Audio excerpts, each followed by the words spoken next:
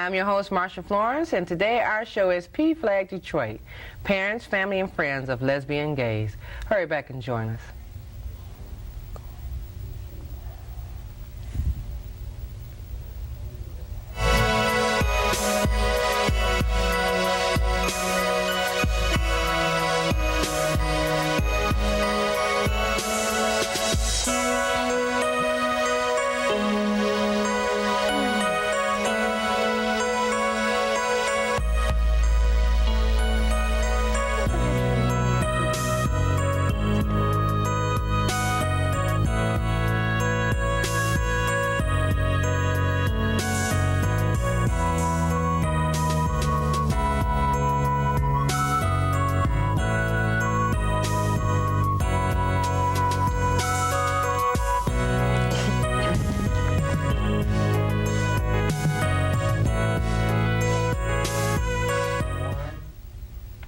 I'm your host, Marsha Florence, for Just Ask. Today our show is PFLAG Detroit, Parents, Family, and Friends of Lesbians and Gays. And our guest today is Tom Nelson, Vice President, and Linda Carley, Board Member of PFLAG Detroit. Hi, Tom. Hi, Linda. Hi, Marcia. Glad to have you here. Thank you. Marcia, it's just great to be here. Thank you. Linda and I are really happy to be here. Thank you both. This is a unique show for us because we normally do programs to deal with persons with disabilities, okay? However, we found that there's more information than just about disabilities and senior citizen services. There's community support programs like PFLAG. So can one of you tell us, what is PFLAG? PFLAG Detroit is a group, the acronym for Parents, Family, and Friends of Lesbians and Gays. We're in existence to educate and advocate and support families with gay children. I have a gay son, and I found PFLAG through Ann Landers in the Detroit Free Press. And it's been a marvelous, marvelous experience for me. It's taught me about a lot of things that I didn't know and has made a huge difference in my life. We hope to do the same for other families. Okay, now how long has PFLAG been in existence? The national organization began in 1972, but the local organization began in 1986. Okay. Okay. And we have, actually it's an international organization, so there are PFLAGs in other countries also. Okay, now I know it says PFLAG Detroit, but Detroit is not just the city itself, it's throughout? It's throughout the metropolitan area, but actually we have people coming from beyond the metropolitan area to our meetings. So we're not limited geographically at all. Okay, wonderful. Okay. Now normally when you say your meetings and everything, how often do you have meetings, or what do you do when you have a meeting? We have a meeting once a month, the second Sunday of every month, at the Lutheran Church of the Master in Troy. On Coolidge Road. At those meetings, we have a first portion of the meeting is a support group session. We break into small groups and discuss virtually anything we want to talk about, but it's usually telling our stories to one another so that people understand that having a gay child is a very natural and normal thing. Okay. So do you think that coming on to the show today will give insight to the public so that if there's someone in the same, I won't say predicament, but it's feeling the same as you all have at one point in time, this way they'll know that they're not alone so they can actually have a support group that they can go to? Exactly, exactly.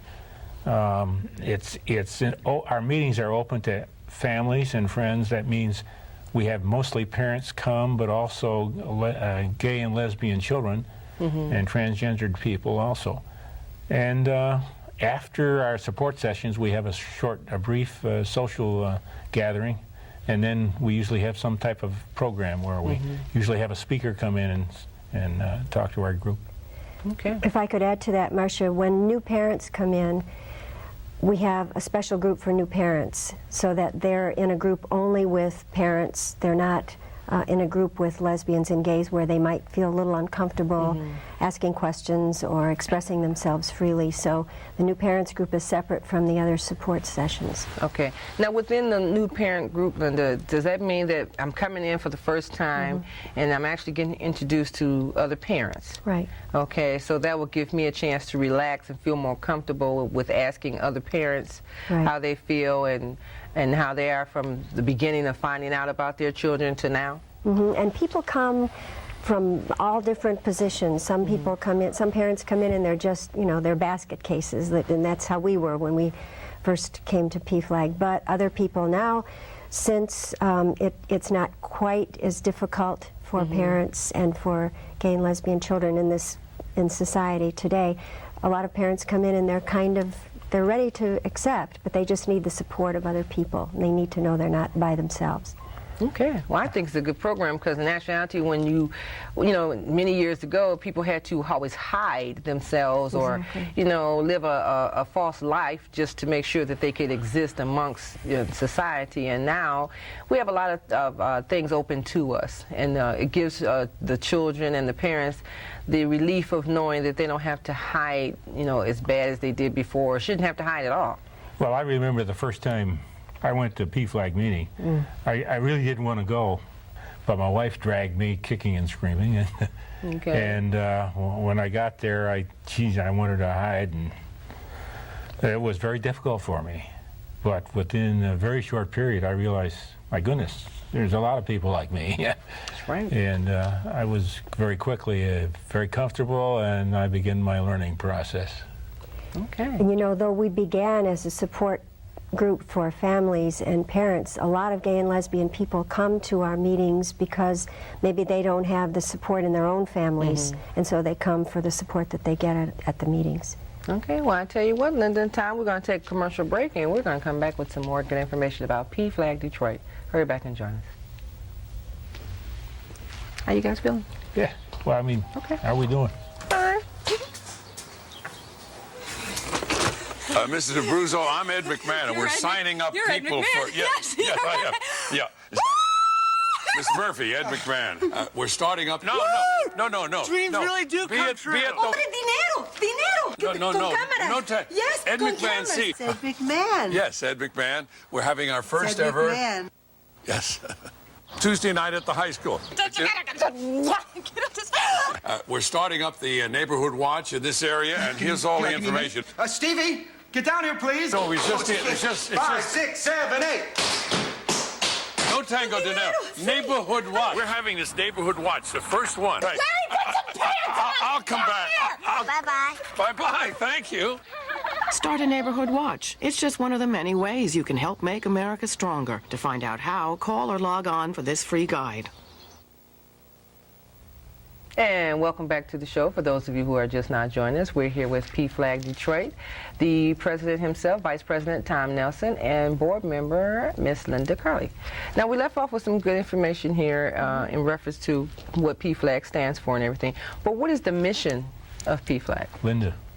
PFLAG has a threefold mission. The first is support for families and support for lesbians and gays. The second is education, and we do a lot of education of the wider community because we want people to know more about our kids. We want to kind of normalize who they are so that people don't have fears and misinformation about them. And we also advocate for our kids. Okay, now let me say this. You know, a lot of times, since we deal with programs that deal with senior services and the disabled, do you think that gay and lesbian situations fall in the same category, that people are biased or prejudiced under the same? Because a lot of times when you're dealing with persons with disabilities, the prejudice for job markets comes out quicker. The prejudice for restaurant service and things like that comes out secondary. It's like there's levels of prejudice or, you know, bigotry, bias, whatever you want to call it, that is experienced with differences of what they call non-traditional differences. So do you think that gay and lesbian falls under the same? I'm afraid it does. I think generally speaking, the environment for gays and lesbians is quite unfriendly. There's a lot of misinformation and prejudices surrounding the whole topic of homosexuality. and that's one of the reasons we're in existence, because we need to understand the real facts and understand what the environment is for gays and lesbians, how unfriendly it is. But did you feel that way before? I mean, did you have prejudice yourself before you found out about your own children? Oh, absolutely. I was as homophobic as they come. Okay. I mean, I asked that, so that, our viewer audience will know that you just didn't fall into it like, no. okay, well, my son came home one day and told me, Dad, it's not easy. Okay. It's not easy. Okay, so it's in the same arena as anything else that's considered on a negative in the beginning. Well, and when you talk about job opportunities, that is a problem for gays and lesbians in the state of Michigan. Definitely, because there's no law protecting them in terms even of housing. Employment and housing. Okay. Well, I would think that your sexual preference is not listed, so it's not a criteria on the job anyway. But, however, if you're perceived, people always assume when you come to work, if you're perceived a certain way, there's something going on. Exactly. Okay. See, with persons with disabilities, according to the type of disability, if they're in a wheelchair or something and they come in, they're automatically, in a sense, on the negatives, like, well, no, we can't take that person. She's in a wheelchair. It's not the person's fault to be in a wheelchair. It's the company that should make the accommodations, be willing to make accommodations for the person in a wheelchair. The person says, I'm educated, I have my degrees, I have my skills. What's the problem? Okay. I'm thinking it's the same thing for a gay or lesbian individual, that there's no reason to discriminate when the person is coming there to work, not to pick up somebody or not to be noticed as a gay or lesbian individual. And usually that would happen after employment because, as you say, when they come in, they're invisible. They're not, you can't identify a person as gay or lesbian normally. Okay. Now, what is some of the work that you do outside of your meetings? Well, one of the areas we do a lot of work in is libraries. We have gone to over 100 libraries in the Tri-County area to place in those libraries at least a minimum of 6 gay-friendly books that would help a gay or lesbian person find some information that's positive relative to the issue. And across the state of Michigan, we've indeed been into 380 libraries. Oh, that's nice. Okay. In addition to that, we go into schools. You want to talk about that, Linda? We go into high schools, and we've gone into the Birmingham high schools for the last number of years. We go in with parents and a gay man and a lesbian woman, and we're part of their health education program, and we're invited back every year, so we're very happy with that. Now, is that effective? Do you think that's effective in the school system? I think it is. It must be, because we've been invited back, and this has been going on for quite a few years now. Okay. Well, now, do you think that if all schools should do that, though? Do all schools should embrace that? We would certainly think that's... Okay. Well, have you gotten the message over to the public schools in the Detroit area and places like that, or just in the suburban area so far? We have not been invited into the Detroit public schools. We go into Birmingham schools, and I think that there's another, I'm not sure what the other schools are, but mostly Birmingham.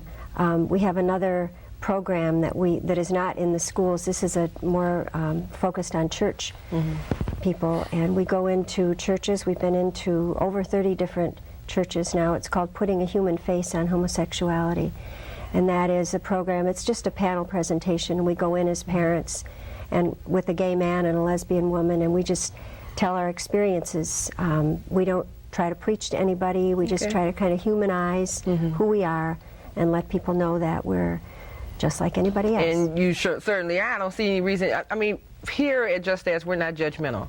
We're an education and resource program because we choose to try to educate and knowledge people on everyday living and things and services that are available throughout. So I don't see, for me, and I'm sure the rest of the production crew and everything don't see that, what people do in their lives is so wrong. First of all, what you want to do is be aware of things around you, what services are available to you, how to maintain your lifestyle, make your daily living easier or comfortable, support your children, or your society, whatever is the service. But I also find that in the public school system, since sex education is not really taught in the public schools, it would be an eye-opener to have programs for dealing with sex education and homosexuality, choices of lifestyle, and this and that, so that these young people who are stumbling with trying to make a decision at an early age that know what their choices are, they don't feel that they have to stay in the bottle. Well, that's true, and I think that there's so much misinformation out there, and there's a lot of misinformation that's being promulgated by people who view this as a moral issue, that they think that, you know, it's their duty to preach moral issues that really is based on misinformation. Yesterday, or this past week, I was invited along with several others to speak on a panel to the Wayne State University School of Medicine, to the freshman class. What a marvelous opportunity, and the attitude and response from the student body was just so heartwarming. The intelligent questions that were asked that wouldn't have been asked 20 years ago. Right. That's great. The younger generation is doing a better job of it. I'll kind of admit to that. Now, what if somebody wants to become a member? Is there a website or phone number? What do you guys have? There's a website. It's www.pflagdetroit.org. Okay. That's the website. You have a brochure here. That's another source of membership application. The brochure has information about the organization. It also has a membership registration form. Okay, so if this is nice. This is a nice brochure. Okay, so PFLAG Detroit. Okay, and give some brief information. Now, this is if a person wants to register to what? To become a member. Okay. And this could be the family or the gay or lesbian person themselves. Okay. There are different levels of membership. Once you're a member, you receive a monthly newsletter, which you also have here. Okay. And the newsletter contains just articles of information that are of interest. Now, how often does the newsletter come out? It comes out monthly. A monthly newsletter, okay. And now, do you mail this out, or how does one get a newsletter? You're a member? Comes in a mailer that is anonymous, unmarked. Okay. Plain brown envelope. Okay. So nobody has to feel intimidated. Okay. Well, you know, I wouldn't have thought of that, but I do understand that, you know, the mailman might be, the mailman might be, you know, he might be biased, like, well, this guy is gay living here, and you don't want that, so. Yeah, the recipient is more comfortable sometimes. Okay. Privacy. Well, you're right. You guys are right. Now, are these books that a person can get back here? Those are our ads for the people who advertise in our newsletter. Okay. Some are psychotherapists, others are bookstores. Okay, okay. Because I did notice that you had the books that are. See, these are some of the books that you have. Yes, that's another thing we should mention. At our meetings, we have a library, a lending library, where we have a wide variety of books that are available to people that come to our meeting. Okay. All right, that's good. Okay, well, I tell you what, we're going to take another commercial break, and we'll be right back with PFLAG Detroit. Okay. There is really only one boy.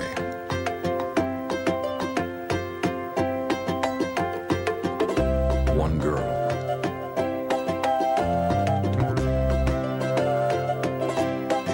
One tree. One forest. One deep, dancing ocean.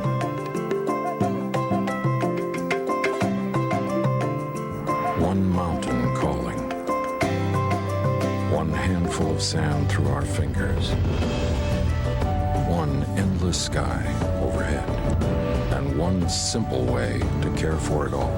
Please visit earthshare.org and learn how the world's leading environmental groups are working together under one name, EarthShare. One environment, one simple way to care for it. And welcome back to our show, PFLAG Detroit. Now, viewers, you know how we are. We always give you some information that we feel that you need to learn by. So if you have any questions for Linda Carley or Tom Nelson, feel free to contact them by their website, which we'll air throughout the show, as well as their phone number, or you can give us a call or drop us a line on our website, which is justastalkshow.org. Tell us what you think about our program, and any suggestions for future shows, we appreciate that too. And you can call us at 248-988-0250. Now, getting back to Tom and Linda, let me ask you this. Now, I'm looking at the materials that you've gave me earlier, and I had a chance to look at some of them. So, answers to your question about sexual orientation and homosexuality. What is this about? Those are very objective answers to questions, just general questions that people might have about homosexuality, like what is sexual orientation, how does one become a homosexual, how does that, what is the cause, can it be changed? So and those are questions that normally come up when people have questions about this subject. So sexual orientation, a choice? Not a choice, no. Okay. Sexual orientation is defined by this American Psychological Association as an enduring emotional, romantic, affectional, or sexual attraction to persons of a particular gender.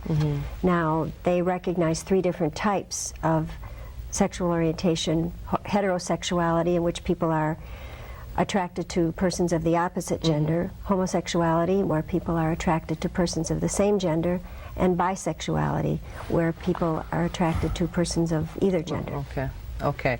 But so this gives you an eye-opener of each one of those topics, right? So that a person would understand or have at least an idea of the choices they have made, or the parent would know the choices that their child made. Exactly, but we don't feel that this is a choice at all. This is something that develops. Okay. Just as heterosexuality develops in a person, you know, how did you know you were attracted to boys? How did I know I was attracted to boys? Okay. I didn't wake up and decide one day, oh, I think maybe I'll decide to like boys. It just kind of grows. And But during the discussion with the children of the children who are gay or lesbian, do they often tell you, well, I knew that when I was 5 years old, Yep. then I felt different and this and that, and you Very started often occurs at a very early age, 4 or 5 or 5 or 6. Okay. More frequently, it happens probably pre-adolescent. Okay, but it shouldn't be discussed, because if it's a pre-adolescent situation, it wouldn't even come up for discussion. Well, I think you should always discuss whatever is on your child's mind, you know, Yeah? at their level of understanding. Okay, okay. So now, let's say if a parent noticed that the son likes making clothes, playing with doll clothes or something like that, instead of playing with the rough toys that normally fathers would portray on the front. I mean, my brother always had the armor toys and, you know, Soldier boys. Yeah, toys like that really don't exist anymore. Okay, I mean, I don't see him as much, so I'm just saying, if a child is playing with the toy that really should belong to the opposite sex, his sister or whatever, does that mean that's a clue right there that something could It may or may not. You know, sometimes, for example, in my son's case, I had no clue at any point that he was gay. It was only my wife who was very sensitive, more sensitive than I, who at some point, and as a late teenager, began to suspect that he may be gay, only because he wasn't dating girls. Okay, okay. Now, but did that mean anything just because he wasn't dating girls at that point? I mean, No, but it raised a bloomers. question in her mind, and I simply point blank asked my son, was he gay? Okay, and at that point, is that when he decided to tell you? Then he told me, well, reluctantly he told me. Okay, okay. on the other hand, my son did date girls during high school, and we assumed that he was heterosexual.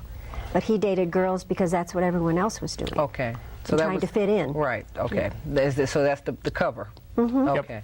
Okay, well, you know, that's because society will, you know, scare the living daylights out of you if you don't conform to what's in the norm. Exactly. If it were a choice, no one would be gay. Okay. Who would choose that? Right, okay, they're like, no, I don't think you're supposed, okay. I mean, because I look at it this way, there's politicians, there's people, you know, there's movie stars, you name it, there's whoever. Yep. But your choice of work has nothing to do with your preference of your choice of sexuality. But I think that people look at that as like, if you're working in a particular environment, you should be of that stature, period. Everything should be crisp and clean. I don't necessarily agree. You know, I don't agree at all, really, because I don't never think about somebody's sexual preference if they're the VP and they're the, you know, the creator of something. If they're a beauty queen, that doesn't register. I'm like, she's pretty. Okay. Try to not put people in boxes like that. Right, right. You know, so, but that's the way society is built. Now, do you know offhand how many active members or parents do you have involved? We have 300 members in the Detroit chapter of PFLAG. Okay. And nationwide, there are about 250,000. So. All right. And do you have some events or something that you always have or come up with? What do you do? Well, we have the one that I mentioned, the putting a human face on homosexuality. That happens about every 6 to 8 weeks, but it's not, we don't know about it way ahead of time. The next event that's coming up would be April 27th and that would be at St. Mary's Church in Royal Oak. Okay. And that's an opportunity for people to come and just hear the stories of gays and lesbians and their Do you have a time frame for that? What time? 7 The time is p.m. 7, yeah. 7 p.m.? 7 p.m. Mhm. Okay, okay. And then again, if anyone is interested in seeing further programs, they could just consult our website, because that information is on the website. Okay, okay, so that's good. Now, this is the last book I'm holding up, About Our Children. Is this a brochure that also gets sent out to help educate the parent? That's something that's available at our meetings, but we also send that out. We have a helpline. Okay. And a lot of times when we get calls on the helpline, that will be from parents who need information right away. And so we'll send this out. This is a booklet. It's just very basic information about gay and lesbian children, an attempt to try to make families feel a little more comfortable until they can get to a meeting. Now, can I ask, is this in Japanese or something? I mean, It's in A variety of languages. a number of different okay, languages. okay. Spanish. I don't want to scare anybody. It comes in English now, so. English is first. Okay, okay. I'm flipping through the pages. I'm like, okay, is this book? Okay, so we do. Okay, we have a variety of language. Okay, okay, that's good. That's excellent. Okay. We're a diverse group. Okay. All right. All right. So that's good. You know, I didn't want everybody to feel like this book was one-sided. Okay. But that's. I'm just looking at the back of the pages. I'm like, okay, that's nice. All right. Well, we know that, you know, gay and lesbians are not just in one race, and we know that they got to be, you know, people of all races. So Exactly. it makes sense to have the material available across the board. Okay. Okay. Now, I probably going to ask this way off question, but somebody at home, a viewer, is probably saying, can homosexuality be cured? What do you think Well, about that? the answer to that is plain out no. Okay. It's often been said, ex-gays, there are none. For example, the founder of a group in England, as recently as 2001, came out after 14 years as the head of that organization, an organization whose sole purpose was to convert gay and lesbian people to heterosexuality through prayer and dedication and therapy. And indeed, after 14 years, the founder of the organization quit. And on the basis that he said, for 14 years I've struggled with this, and I have yet to convert one single person. Okay. So, and that's typical. We have in this country Exodus International, which has virtually found the same kind of result.